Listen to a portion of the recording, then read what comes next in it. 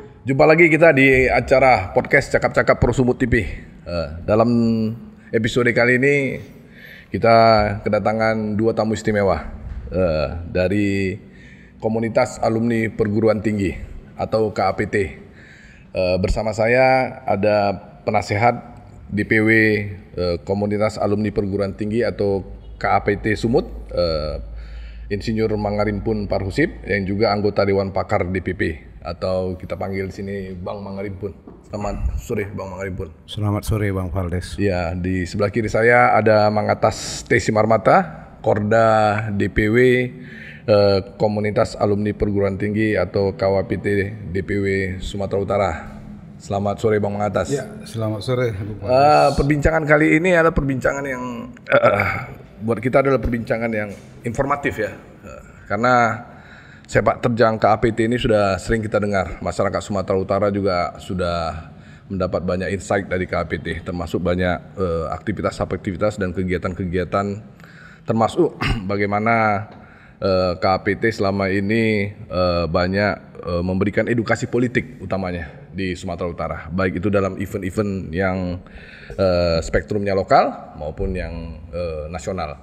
Cuman banyak juga pertanyaan selama ini mungkin KAPT belum tahu orang entitasnya dari mana, komunitasnya dari mana. Jadi kita perlu mendapatkan sejarah dan latar belakang bagaimana KAPT ini bergerak dalam dinamika sosial dan politik di Sumatera Utara. Bang Mangarimpun, lahirnya KAPT ini di tingkat nasional lah khususnya, kemudian masuk ke daerah-daerah. Sejarahnya datang dari mana, Bang? Sejarahnya di 2014 itu sebenarnya kita Sumatera Utara belum terlibat. Nah ketika itu di Pilpres ada beberapa alumni yang ya biasalah terkooptasi, sehingga ada beberapa alumni dari ITB itu menyatakan dukungan ke Jokowi Dodo. Tahun berapa itu Bang? 2014, Pilpres 2014. Nah beberapa alumni ini kemudian akibat kooptasi pihak sebelah menyatakan dukungan, sebagian juga bereaksi menyatakan dukungan ke calon presiden Joko Widodo. Nah ternyata ini juga ada dukungan dari alumni perguruan tinggi lain, kemudian mereka bersama-sama dan terbentuklah komunitas alumni perguruan tinggi itu sejarahnya. Itu awal di daerah mana? Jakarta ya? Di Jakarta ya. Jadi terbentuknya itu memang dari mulai ada ini ya, pilihan-pilihan politik yang berbeda ya, seperti ya. Pilihan politik ya awalnya ya. Jadi orang-orang yang terlibat di dalam KAPT ini memang awalnya aktivis-aktivis kampus atau gimana? Atau aktivis pergerakan yang sebenarnya masuk mewakili kampus? Jadi awalnya kan belum ada namanya komunitas ini. Awalnya ketika mereka stating mendukung itu belum ada. Dan yet karena saya juga dari yang menyatakan dukungan, saya kenal betul bahwa dia memang aktivis. Sudah bisa garansi lah ya? Ya itu yang memang aktivis, adik kelas saya. Oh gitu ya. Nah bahwa beberapa teman-teman dari alumni perguruan tinggi lain mungkin saya bilang tidak begitu kenal. Pemerakarsa di awal ya. Ketuanya siapa pertama? Kemudian setelah ini menjadi komunitas, setelah event dukungan pertama kali deklarasi, itu dimotori oleh Amar Sapurba. Ini yang saya sebut, yang saya kenal betul memang seorang aktivis. Bang Mangarimpun sendiri dulu aktif sebagai aktivis kampus di Institut Teknologi Bandung ya, di ITB ya? Agak. Jangan agak lah, yang iya. Bang Mangatas, gimana? Ya. Cuma menambahkan. Ya, menambahkan memang seperti yang dikatakan tadi penasihat kami Bang Mangarimpun, memang awalnya belum komunitas. Masih ada sekelompok alumni perguruan tinggi yang memberi dukungan politik kepada Pak Jokowi. Akhirnya membuat efek juga ke kelompok universitas lain, alumni lain, ada dari IPB, ada dari seperti kami dari Universitas Diponegoro Semarang, dari UGM. Akhirnya mereka bersatu, maka terbentuklah komunitas alumni perguruan tinggi. Saat itu masih bersifat relawan mendukung Pak Jokowi. Relawan mendukung Pak Jokowi tahun 2014. 2014. Iya. Jadi relawan-relawan ini terbentuknya atau secara alami atau gimana kemarin itu? Apakah memang ada cross section juga? Kalau kita perhatikan memang di samping sama pilihan, akhirnya ya dideklarasikanlah jadi komunitas alumni perguruan tinggi karena pilihan sama. Oh, karena pilihan yang sama. Iya. Sumatera Utara sendiri terbentuk? Kalau di Sumatera Utara di proses pemilu presiden yang kedua. Oh, di Pilpres yang kedua. Persiapan di 2019, tapi kita sudah terbentuk di 2018. Oke. Sudah persiapan di 2018 bahwa jaringan di Sumatera Utara yang dihubungi abang-abang kita juga yang dari KPT pusat, terbentuklah kita di Sumatera Utara. 2018. Struktur sudah terbentuk di situ ya? Sudah terbentuk jadi Korda. Dan awalnya Benny Tobing yang jadi koordinator daerah. Ini sudah yang kedua. Oh, ini periode yang kedua. Dalam waktu dekat akan ada pergantian lagi di kita supaya namanya organisasi. Kan harus terbentuk seperti itu. Ini pertanyaannya lebih prinsipil, Bang Mangarimpun. Kenapa memilih masuk ini, kelompok ini atau komunitas ini, dan kenapa harus Jokowi gitu waktu tahun 2014? Kalau historisnya sebenarnya saya nggak berhak menjawab tahun 2014. Ketika itu kan saya terlibat di kemudian. Oh gitu. Itu sebenarnya nggak bisa jawab. Cuman ya kalau ditanya kenapa harus Jokowi, ya ini subjektivitas ya. Oh ya. Dari berbagai kriteria ya memang kita sepakat. Walaupun saya tidak terlibat di KPT pada saat Pilpres 2014, saya sendiri di luar itu sudah bekerja untuk pemenangan Jokowi. Oh gitu. Ya. Oh iya. Ya ketika itu saya belum bergabung dengan KPT. KPT. Jadi bendera KAPT ini sebenarnya ada apa enggak ya? Maksudnya ada konektivitasnya dengan kampus enggak ya? Karena kan mengemban nama perguruan tinggi nih kan. Artinya kalau misalnya alumni ITB ada konektivitasnya dengan Civitas Akademika ITB atau dengan pengurus paling enggak dengan rektoratnya mereka, dengan Undip seperti itu. Ada konektivitasnya enggak? Atau memang berhimpun di bawah payung nama perguruan tinggi aja gitu? Di Sumatera Utara kita belum ada sampai sejauh itu, tetapi di tingkat pusat itu ada konektivitas terutama kepada alumni, himpunan alumni masing-masing perguruan tinggi. Contohnya seperti yang saya ketahui, Kornas ataupun DPP KAPT itu ada menjalin hubungan kerjasama dengan IA ITB, Ikatan Alumni ITB. Ada beberapa program kemasyarakatan yang kita laksanakan. Contohnya di daerah Toba itu ada program pompa air segala macam itu. Itu ada joint event lah. Joint event ya. Ada beberapa organisasi gitu. Jadi KAPT sudah melakukan banyak aktivitas di Sumatera Utara seperti apa selama ini? Mungkin Bang Mangatas yang lebih ini. Bang Mangatas gimana? Kalau dari 2018 sudah ya? Banyak dari politiknya sudah, kemudian sosialnya juga kita ada berkegiatan sosial juga. Dalam rangka ikut mensukseskan programnya Pak Jokowi juga. Program Pak Jokowi gitu di Sumatera Utara. Oh gitu ya. Jadi tahun 2014 ketika Pak Jokowi menang sudah menjadi pengawal program-programnya Pak Jokowi juga lah berarti ya? Sudah. Iya ya. Di tingkat daerah kabupaten kota sudah dibentuk KAPT? Di kabupaten kota masih dalam tahap perencanaan. Memang sempat waktu itu ada di Tapanuli Utara sama Tapanuli Utara sama Pematang Siantar. Oh gitu ya. Cuman masih belum terrealisasi. Oke. Bang Mangarimpun, KAPT ini sendiri apa ininya program utamanya? Apakah edukasi politik, melakukan aktivitas sosial, atau ada kegiatan-kegiatan kebudayaan, ataukah dilakukan secara bersamaan dengan di bawah payung KAPT? Kalau di bawah payung artinya kalau pertanyaan Bang Valdes itu atas nama KPT tentunya di bawah payung KPT. Iya pasti. Segala bentuk kegiatan kita informasikan kepada DPP. Karena kan ada aturan organisasi yang nggak boleh kita tabrak. aturan organisasinya yang pasti adalah bahwa itu boleh dalam bentuk bantuan bencana, tanggap bencana, dalam bentuk pemberdayaan masyarakat, dalam bentuk advokasi segala macam. Itu terinformasikan. Itu kan sekarang kan dengan teknologi komunikasi kan bisa sebentar. Boleh nggak kita beginian gitu loh. Nah, as long as itu kita ada izin dari DPP. Oke. Karena kayak apapun namanya sekarang kan bisa dikaitkan dengan politik dukung-mendukung segala macam. Betul. Nah itu kan jangan sampai bias gitu kan, sampai diterjemahkan orang macam-macam gitu. Nah kita rata-rata selain event politik kita pure itu memang untuk kegiatan sosial. Seperti contoh katakanlah bahwa di zaman COVID kita pernah lakukan aksi berkali-kali vaksinasi dengan berbagai organisasi termasuk beberapa alumni juga ya. Nah itu kan aksi sosial, tidak ada urusan dengan politik. Nah ketika kemarin ada masalah tenggelamnya kapal Sinar Bangun yang di Danau Toba, Haranggaol, ya. Itu kita ada aksi, kita bikin posko, kita buat posko. Oh ya, karena kemanusiaan lah ya, posko kemanusiaan. Ya.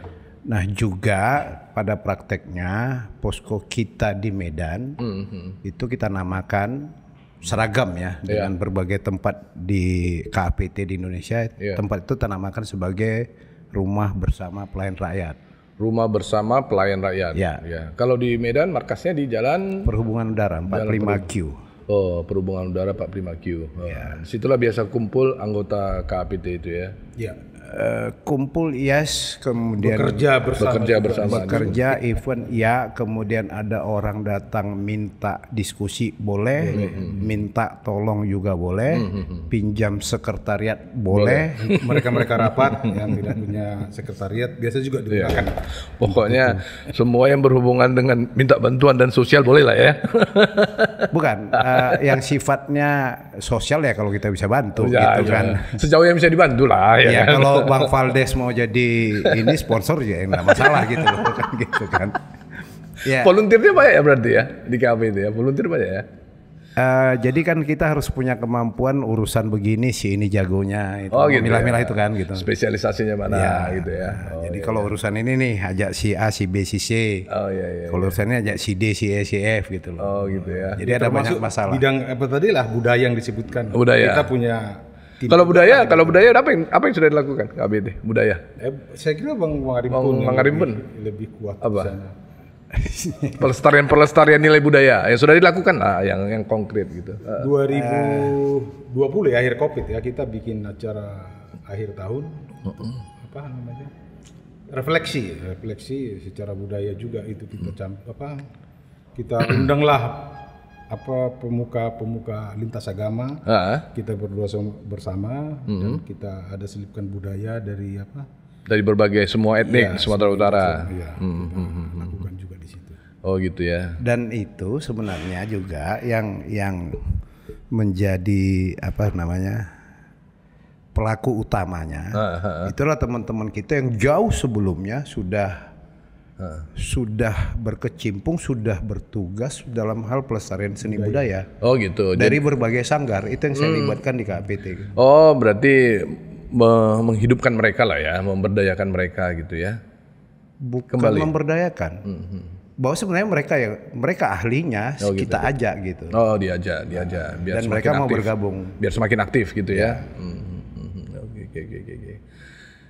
Jadi KAPT ini kan sering saya baca ya di media, banyak juga terlibat dalam banyak edukasi. Kegiatan edukasi politik apa yang udah pernah dilakukan? Ini mainstreamnya politik atau sosial atau budaya? Mainstream. Ketiga-tiganya dalam program kerja saat ini sudah ada ya. Awalnya memang politik. Awalnya politik. 2014 murni politik. Tapi karena munculnya juga karena event politik gitu ya. Oh iya. Tapi semakin ke belakang, semakin melihat banyak aspek yang perlu dibenahi ya oleh KAPT. Termasuk itu tadi ya, kita kan membawa nama istilahnya komunitas alumni perguruan tinggi. Dan salah satu bagian dari Tridharma perguruan tinggi kan betul. pengabdian masyarakat. Betul. Itulah yang sekarang kita penuhilah dari Tridharma perguruan tinggi. Jadi mungkin akan muncul pertanyaan orang, KAPT ini isinya dosen semua Bang ya? Ada yang dosen, memang ada. Atau pada dosen semua yang penasehat kita ada yang dosen ini tuh. Penasehatnya dosen. Karena perguruan tinggi ini kan agak berat ini apanya nih. Namanya ini kan besar ya kan? Nominatif dosen. Nominatif dosen. Tapi kalau dosen semua juga kan nggak ada masalah kan. Jadi karena nama perguruan tinggi ini ya aktif juga mengajak kawan-kawan mahasiswa atau adik-adik mahasiswa untuk di dalam ini. Iya. Kalau untuk level Sumatera Utara. Sumatera Utara ya. Level Sumatera Utara ya. Kita ajak juga yang lagi aktif masih kuliah. Masih kuliah ya. Itulah tadi memang kita ada pembinaan di mengajak kaum milenial lah. Milenial ya. Aktivitas yang utama apa belakangan ini? Kalau di milenial. Kalau di milenial, kalau di Sumut saat ini kita sedang persiapan ini lah, sudah mulai nih. Panas nih mau politik kan? Iya. Mulai kita bentuk aktivitas milenial. Kedan Z namanya kita buat ya. Kedan Z ya. Jadi isinya Gen Z lah. Iya, generasi Z lah sekarang ini. Supaya mereka peduli juga terhadap politik ini kan. Jadi kalau misalnya KAPT adalah salah satu elemen yang ikut mengendorse Jokowi menjadi presiden tahun 2014. Berarti sering ikut lah ya dalam kumpul-kumpul relawan Jokowi ya. Bang Ngarimpun gimana? Sering ikut. Saya nggak ngeliat itu bagian dari yang penting gitu untuk ngumpul-ngumpul itu. Kecuali memang ada yang perlu dibahas. Tapi relawan hobinya ngumpul. Saya hobi ngumpul itu kalau ada masalah gitu. Oh gitu. Kumpul dekat-dekat dengan Pak Jokowi kan enak? Nggak tahu ya. Kalau saya nggak hobi. Kalau yang Sumut setiap ada kegiatan Pak Jokowi memang kita hadir. Oh kita hadir. Kita datang tapi nggak gimana lah. Nggak gimana lah ya. Nggak pengen banget gitu foto berdua gitu nggak juga. Itu. Karena banyak betul yang pengen kan gitu. Nggak kan bisa diedit sekarang foto. Oh bisa diedit. Tinggal pindahin aja ya. Tapi substansi misalnya kalau ketemu sama Pak Jokowi, misalnya let's say Pak Jokowi kemarin datang, lihat jalan rusak di Labura gitu ya kan. KPT apa nggak ikut nimbrung nggak memberikan masukan gitu ya kira-kira? Kalau pada saat yang bersamaan itu kan yang namanya presiden turun kan orang berdesak-desakan kan. Ya. So bagaimana kita mau ngasih masukan dalam posisi orang tuh berjejal-jejal begitu? Maksud saya ada momen khusus nggak bertemu dengan beliau? Terkadang dari pusat minta evaluasi. Ini ceritanya gimana? Ya. Jadi kita beri laporan ke pusat. Nah, biasanya mereka menggodok. Menggodok laporan itu. Oh berarti KPT juga kasih laporan ya? Iya. Sejauh kita mana? Setiap ada kegiatan atau pertemuan pasti kita laporkan ke DPP. Ke DPP ya. Berarti DPP aktif berkomunikasi dengan Pak Jokowi juga. Jadi mungkin filosofisnya gini Bang Valdes ya. Iya.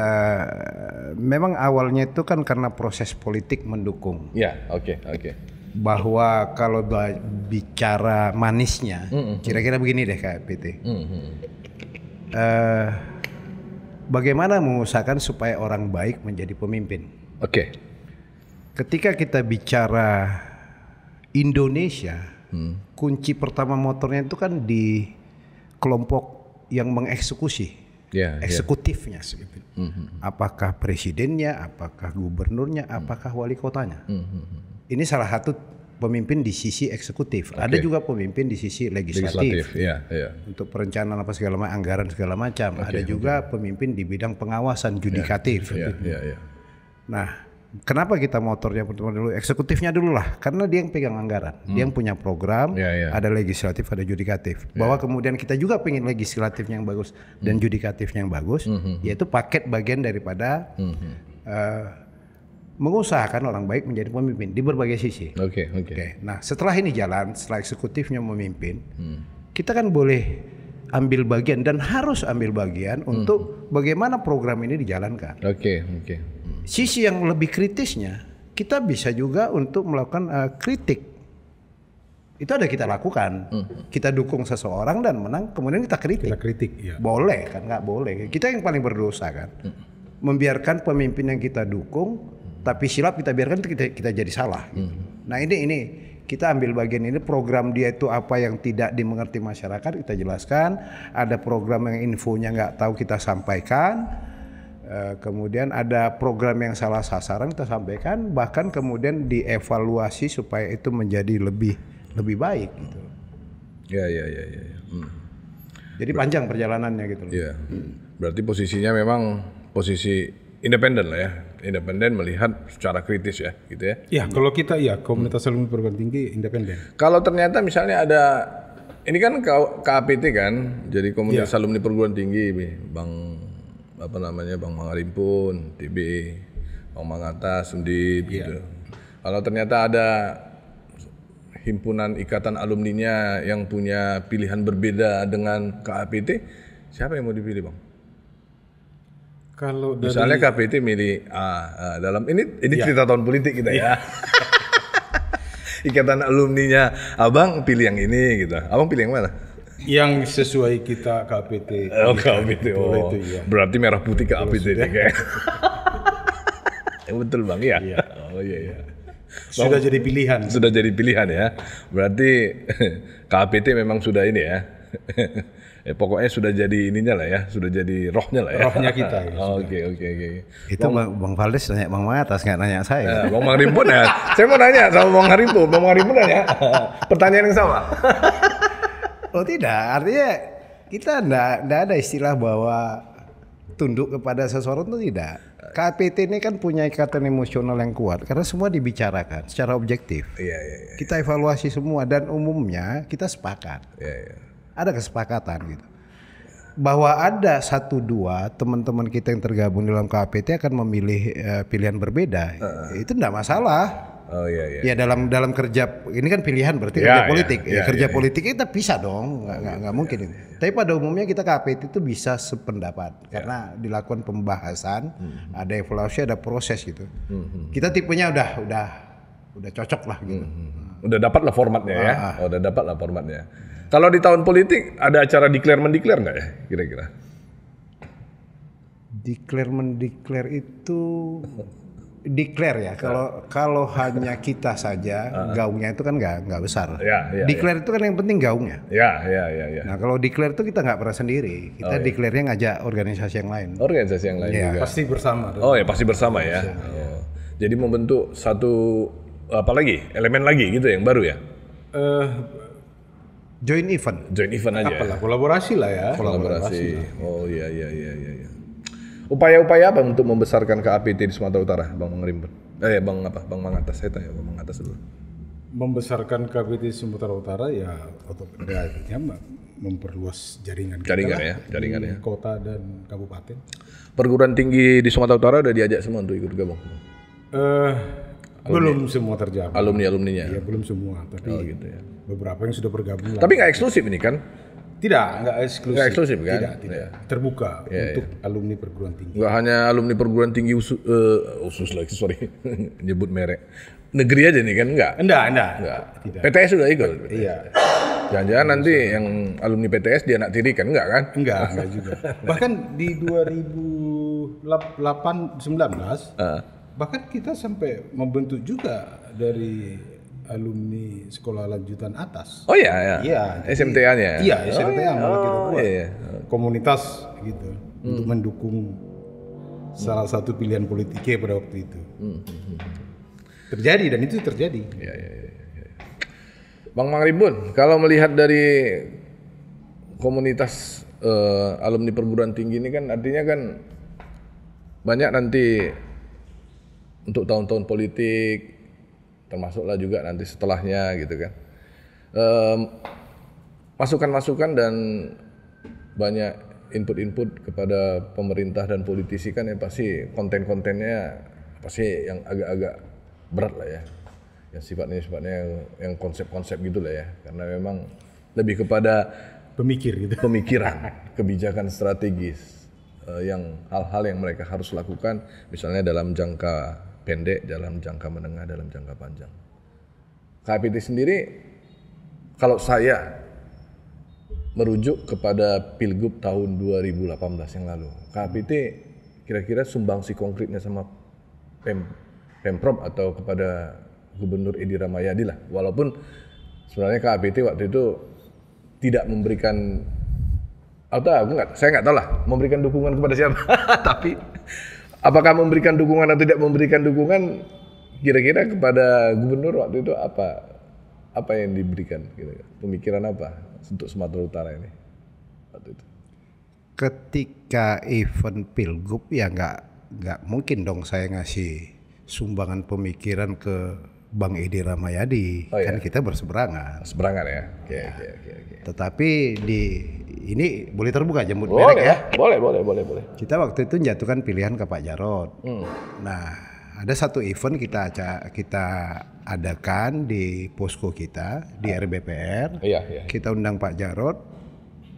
Ya kita minta bicara soal pendidikan. Pendidikan ya. Terutama SMA karena itu wilayah provinsi ya. Iya. Ya kita akan kasih masukan ke Pak Jarod. Nah, ya itu ketika itu ada eventnya kita beri masukan kepada Pak Jarod. Nah, bahwa kemudian setelah selesai eventnya dan terpilih, terutama Bang Edi Rahmayadi, saya sebenarnya nggak berseberangan. Bahwa itu putusan hasil politik itu sudah menyatakan dia, so keep behind it. Iya. Saya harus beri masukan kalau dia minta, kan begitu. Nah memang ada momennya ketika ada syukuran, Bang Edi minta saya datang dan saya datang. Saya datang menunjukkan, Bang kalau kau perlu, kau panggil saya siap. Demi atas nama, ini kan sudah resmi nih, sudah legal, institusinya pemerintahan Provinsi Sumatera Utara, Gubernurnya Bang Edi Rahmayadi. Ya saya siap untuk dipanggil, membantu. Tetapi sampai sekarang saya nggak pernah dipanggil. Belum. Bukan pengen dipanggil ya, bukan. Maaf, ini bukan pengen dipanggil. Belum. Karena mungkin undangannya terlalu banyak. Atau banyak juga yang pengen mau dipanggil. Jadi di sisi lain, Bang Valdes, di sisi lain kan ada yang namanya staf ahli kantor gubernur. Iya. Saya biasa berkomunikasi dengan mereka. Ada beberapa pekerjaan-pekerjaan di Sumatera Utara, contohnya walaupun itu proyek pusat, tetapi kan ada peran pemerintah daerah. Misalnya gini deh, pembangunan jalan tol itu kan harus ada yang namanya penetapan lokasi oleh gubernur. Kemudian kan staf ahli kantor gubernur kan mengikuti perkembangannya. Dalam persoalan ini kita beri masukan kemarin. Walaupun saya tidak langsung ke Pemprovnya, tapi melalui staf ahli.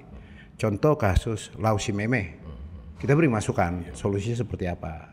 Jadi tetap kita tanggung jawab sebagai warga negara Sumatera Utara ya. Ada. Ya, walaupun berseberangan secara politik, tapi ya itu udah selesai Bang Valdes. Udah selesai ya, untuk demi pembangunan tetap saya ya. datang pada saat syukuran Bang Edi, saya datang. Itu udah selesai. Oke. Udah selesai sampai di situ ya. Oke. Bang atas gimana melihatnya? Ya, kalau Abang itu sudah jadi gubernur, otomatis kebijakan dia kita harus ikutilah. Kebijakan dilakukan oleh Bang Edi dan kita dukung. Artinya disupport terus ya? Iya. Walaupun KAPT sebenarnya tidak ini ya, nggak serak juga kayaknya ya. Kalau sudah jadi gubernur kita ya pasti jadi. Saya kan nanya jadi gubernur kita juga lah kan itu. Saya kan nanya aja. Kalau serak jawab serak, kalau nggak serak ya jawab serak juga lah. Enggak, sebagai perbandingannya gini. Kita bicara yang pilkot ya. Pemilihan wali kota. Oke, pemilihan wali kota yang enggak, saya mau kasih perbandingan ya. Oke. Itu kan kita kemarin dukung Bang Bobi. Oke. Dan menang. Tetapi kemudian ada beberapa yang kita lihat di lapangan nggak benar, kita kritik.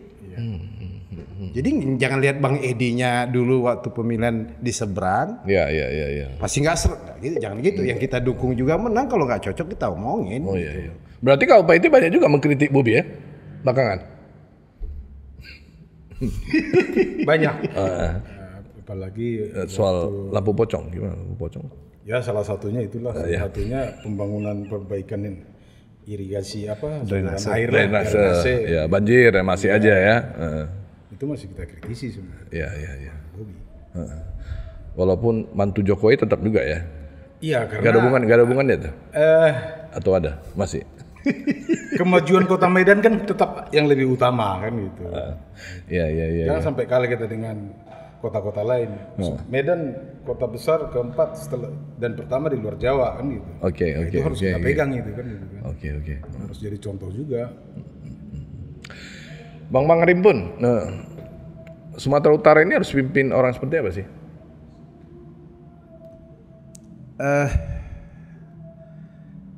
Sumatera Utara ini kan banyak suku, banyak agama, bahkan yang agama dibilang nggak agama pun ada gitu. Iya. Ya kan? Kemudian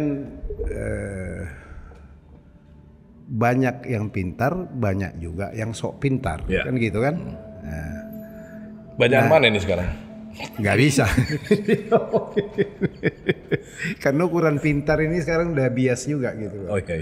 Banyak orang bilang kalau yang banyak duit itulah yang pintar, karena pintar memanfaatkan situasi kan gitu kan.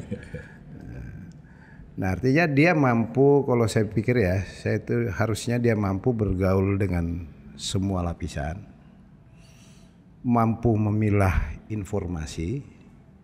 Yang paling penting adalah gini, dia punya kesempatan yang ada duitnya dong, ada anggarannya. Bagaimana dia bisa mampu mengatur prioritas pembangunan yang membuat periode selanjutnya akan lebih mudah. Bagaimana dia mampu menyerap informasi. Memang kompleks banget lah, kompleks banget. Jadi Sumatera Utara itu memang yang punya otak, mampu berkomunikasi dengan enak, ya membuka ruang kepada orang-orang atau komunitas yang memang cepat bisa tahu memilih mana yang memberikan masukan yang baik gitu. Oke. Kalau dari Bang Mangatas, kalau sekiranya misalnya besok lah Pilgub Sugito ini dibuat, siapa yang mau di drive ya untuk ke depan? Kalau misalnya besok kan kayak survei-survei kan sering kayak gitu kan. Kalau besok kita lakukan pemilihan. Tapi itu saat ini masih belum muncul siapa yang jadi calonnya kan gitu. Dari KPJ, kriteria apa kriteria? Seperti yang dikatakan Bang Rimpun tadi, ya sebenarnya yang peduli dengan masyarakat, komunikatif dengan masyarakat, dan punya pemikiran yang bagus lah untuk memperbaiki Sumatera Utara. Itu yang kita. Orangnya udah ada belum? Sampai saat ini belum ya. Biasanya kita cari 1 tahun sudah kita wanti-wanti itu. Ini bahwa Sumut butuh pemimpin seperti sekarang lah. Udah kita tengok nih begal nih cuman nih. Padahal dari dulu sudah kita wanti-wanti itu bahwa Sumut harus bebas dari begal. Di akhir-akhir hari-hari periode ini malah jadi masih enggak karuan itu begal itu. Kalau dari 2 nama yang sekarang recommended gak itu? Kira-kira belum bisa jawab ya. Tapi 5 tahun kan kelihatan kan apa yang mereka bikin, dapat nggak apa enggak. Bang Rimpun gimana jawab? Bang Valdes ini udah mengunci di 2 nama ya. Sepertinya Bang Valdes ini menghalangi saya maju jadi calon gubernur gitu loh. Justru saya mau mencoba membuka keran-keran itu.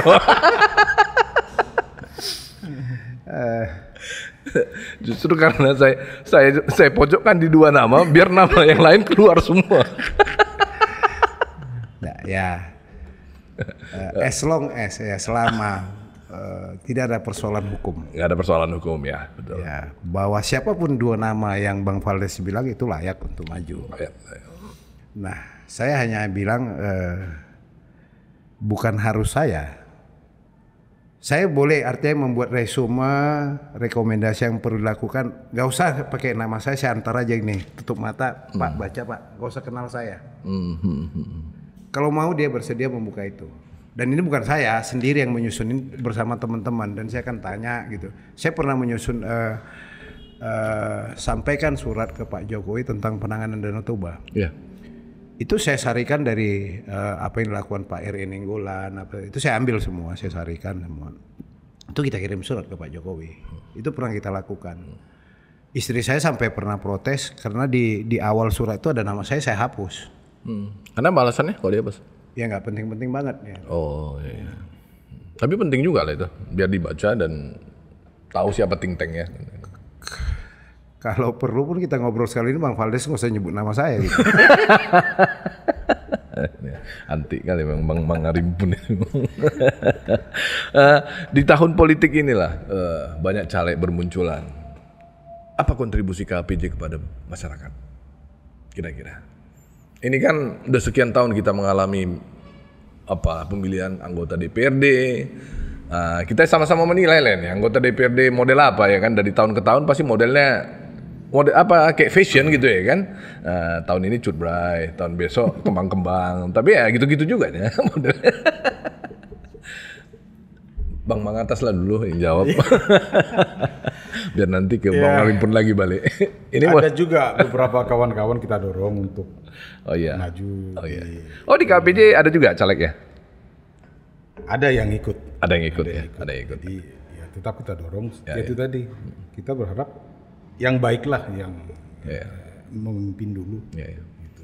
Kalau konkretnya gimana? Konkretnya edukasi politik. Edukasi tetap kita DPRD Sumut, DPRD kota gitu, karena kita di Medan kota Medan. Kemudian untuk ke DPR RI-nya seperti apa?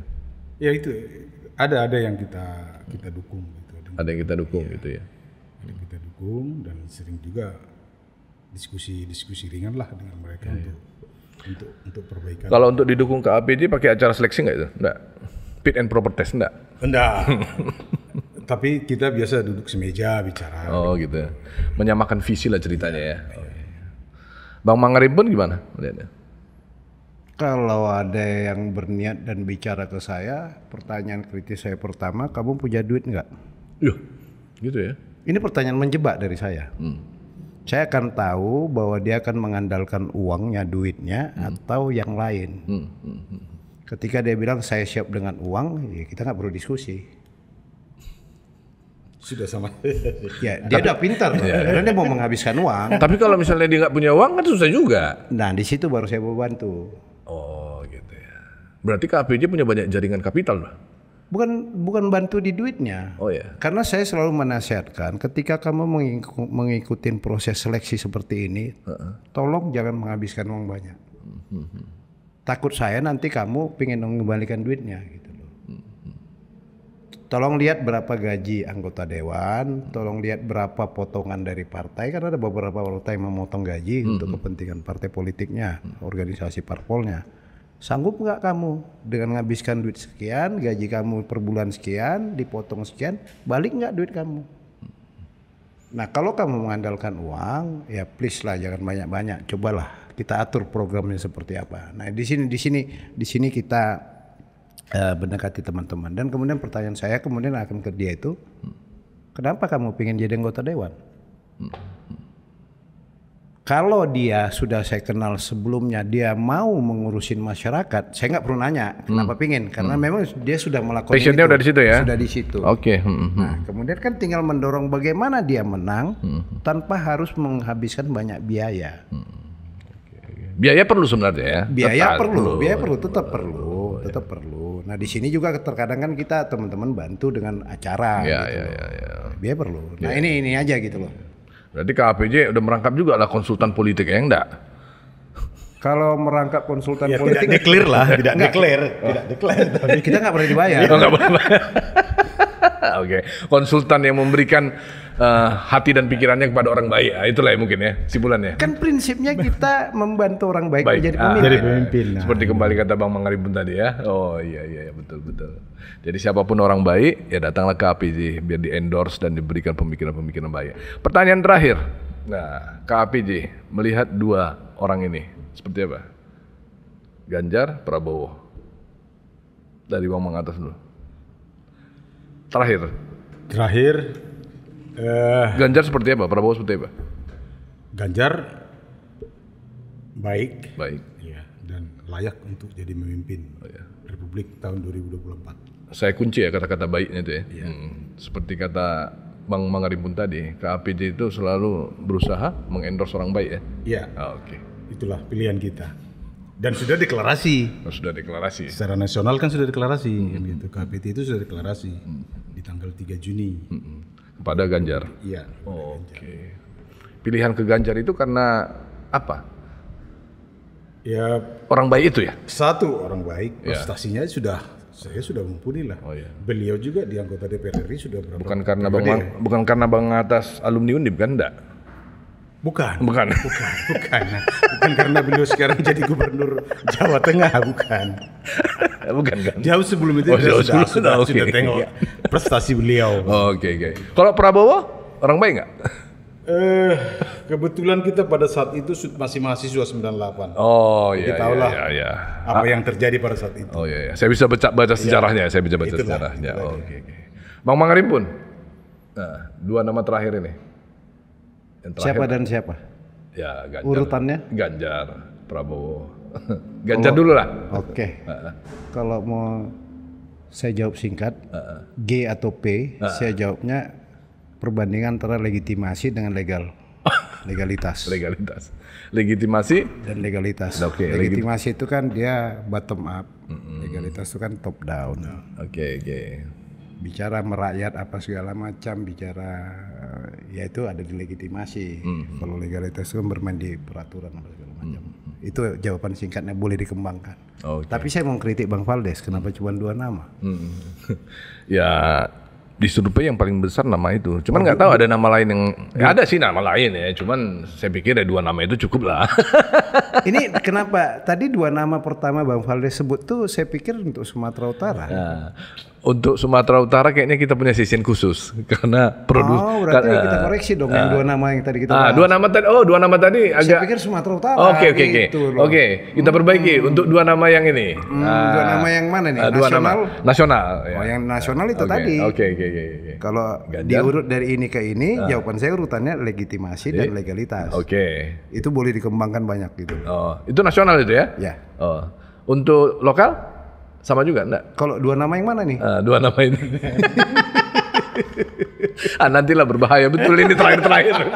Nanti kita ambil sesi khusus untuk 2 nama ini. 2 nama ini ngeri nih. 2 nama yang di atas yang di sana dan 2 nama yang di sini juga. Tapi nanti akan menarik perbincangan untuk membedah 2 nama ini. Oke, makasih Bang Mangarimpun waktunya. Makasih Bang Mangatas, sukses untuk KAPD dan semua aktivitas-aktivitasnya, terutama melakukan edukasi politik untuk warga dan masyarakat Sumatera Utara. Iya. Kita ketemu lagi di podcast Cakap-Cakap Pro Sumut TV di episode berikutnya. Jangan lupa like, subscribe, and share.